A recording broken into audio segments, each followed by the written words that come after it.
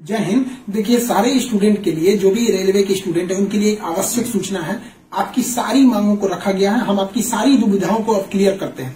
देखिए, 28 जनवरी को किसी भी तरह के किसी भी प्रोटेस्ट में आप हिस्सा न लें, ये आपके लिए गलत साबित हो जाएगा। हम आपकी सारी समस्याओं को एक एक करके सिलसिलेवार तरीके से बताते हैं। देखिए, अभी एक वीडियो आया बिहार के पूर्व उप मुख्यमंत्री जो सुशील मोदी जी थे, उन्होंने कहा कि वो रेलवे मंत्री से बात किए, वो स्टूडेंट के मांग के सहमत है और आरआरबी रेल मंत्री भी इस बात से सहमत है कि वो 20 गुना रिजल्ट देंगे, अर्थात ओरिजिनल जो नंबर रिपीट नहीं करेंगे, यूनिक नंबर जो दिए जाएंगे, अर्थात 3.5 लाख और लड़कों को जोड़ा जाएगा। एनटीपीसी वालों की समस्या खत्म।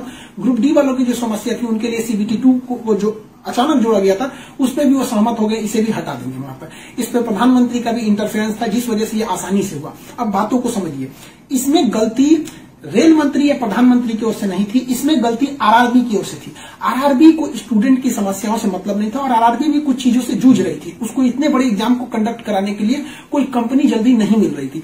लेकिन कुछ लोगों का कहना है कि ये राज्यों में हो रहे चुनाव के मद्देनजर ऐसा डिसीजन लिया है, ये गलत है। देखिए, ये किसी टीचर या स्टूडेंट का स्टेटमेंट नहीं है, ये पॉलिटिकल मोटिवेटेड स्टेटमेंट है।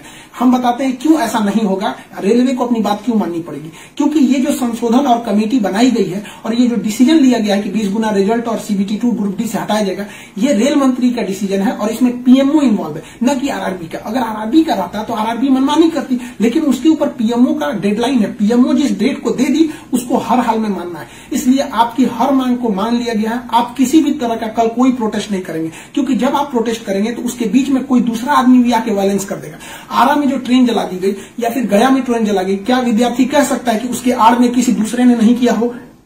करेगा कोई भी, भुगतेंगे स्टूडेंट। आपके लिए हम खड़े हैं बाबू। आपकी हर मांगों को हम शुरू से ही उठाते हैं, लेकिन जब हम वहां जाते हैं मंत्रालय में बात करने के लिए या बोर्ड ऑफिस में बात करने के लिए, तो वहां हम क्या जवाब देंगे किसी हिंसा का? वो यही पूछेंगे ना, जब बातें मान ली गई है तो आप क्यों हिंसा कर रहे हैं? तो इसलिए आप कल किसी भी तरह का, एक कह रहा है कोई भारत बंद होगा, क्यों भैया? आपकी स्टूडेंट की मांग हो गई, खत्म कहानी। अब आप पढ़ाई पे ध्यान दीजिए, ऐसे किसी भी और फेक न्यूज अफवाहों पे ध्यान नहीं दीजिए। कुछ भी जो यूट्यूब वाले हैं कुछ भी लिख देते हैं, ऐसे चीजों से आप बचिए।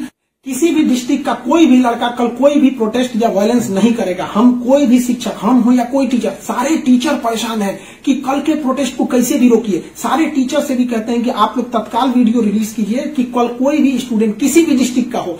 रेलवे को इंटेलिजेंस मिला है, रेलवे इंटेलिजेंस वाले हमको कह रहे हैं कि गोरखपुर के कुछ लड़के प्रोटेस्ट कर रहे हैं। गोरखपुर के लड़के क्या अलग से हैं? आप कहीं के भी हो, बिहार, नवादा, नालंदा, कहीं के भी हैं, आप कल कोई प्रोटेस्ट नहीं करेंगे। आपकी मांगों को माना जा चुका है। हम बता रहे हैं कि इसमें पीएमओ ने इस बात को माना है, न कि आरआरबी। आरआरबी अगर बोलती तो हम भी कहते हैं कि हाँ, आप 100% भरोसा नहीं कर सकते। इसलिए कल कोई भी प्रोटेस्ट नहीं होना चाहिए, कोई भी बंद हो नहीं। आप आराम से पढ़ाई कीजिएगा। पॉलिटिकल और भी कुछ बातों का कहेंगे। देखिए, और स्टूडेंट जो कोचिंग के पास आए हैं या जो कहना है, भाई देखिए, स्टूडेंट आप सबने बहुत साथ दिया, हम लोगों ने भी आपका साथ दिया, आपने भी बहुत सारे टीचर्स का आप भी साथ दिया। आप सब लोग को हाथ जोड़ के धन्यवाद कहते हैं। लेकिन सारे स्टूडेंट से कहते हैं, देखिए, जो भी लड़कों पे केस हुआ है, अभी उसको हम लोग लीगल तौर पे देख रहे हैं कि उन स्टूडेंट के साथ क्या होगा। और जो हम लोग के ऊपर एफआईआर हुई है, उस पर खुद प्रशासन, डीएम और एसपी साहब जो भी पटना के हैं, उन्होंने खुद कहा है कि हर टीचर को वो अपनी बातों को कहने देंगे। एक्चुअली उन लोगों ने गलत न्यूज देखा है, जिस आधार पर उन्होंने बताया गया है। बाद में अभी कोचिंग एसोसिएशन की पूरी टीम गई थी, उन्होंने लीगल दिखाया, तो उन लोगों ने भी एक्सेप्ट किया है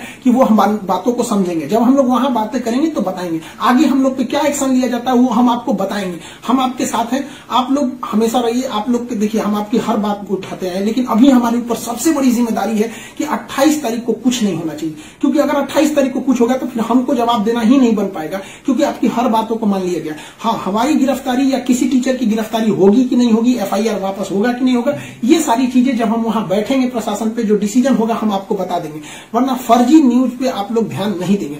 आप बाबू बात समझिए, इतना प्रेशर है। हमारे घर के लोग, हमारी मम्मी परेशान है। अगर आप कल को अगर प्रोटेस्ट कर देते हैं या कुछ भी, तो हम अपनी मम्मी को समझाने में परेशान होंगे। एक फैमिली, बताइए हम लोग की फैमिली के ऊपर क्या गुजरता होगा। आप समझिए इस चीज को।